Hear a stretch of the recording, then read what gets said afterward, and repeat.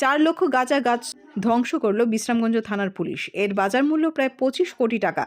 এদিন গ্রামবাসীদের প্রতিরোধ ভেঙে বিশ্রামগঞ্জ থানাধীন রামনগরের পুরান কালীবাড়ি এলাকা থেকে এই গাঁজা গাছ ধ্বংস করে পুলিশ। এদিকে নিজের হাতে গড়া গাঁজা বাগান ধ্বংস হওয়ার দৃশ্য দেখে জ্ঞান হারিয়ে মাটিতে লুটিয়ে পড়েন এক মহিলা। আজকে রামনগরের পুরান পাগলি বাড়িতে আমরা গাঁজা ডিস্ট্রাকশন করছি, মিসিভ একটা মেগা গাঁজা ডিস্ট্রাকশন। এখানে আমরা বুড়বলে থেকে আমি শুরু করছি। আজকে এখন এখানে আমাদের সাথে 1st ব্যাটালিয়ন, 11 ব্যাটালিয়ন এবং আমাদের সাথে 100 সিআরপিএফ, 140 ব্যাটালিয়নও আমাদের সাথে জয়েন্টভাবে আমরা এখানে অপারেশনে আমরা সামিল হয়েছি।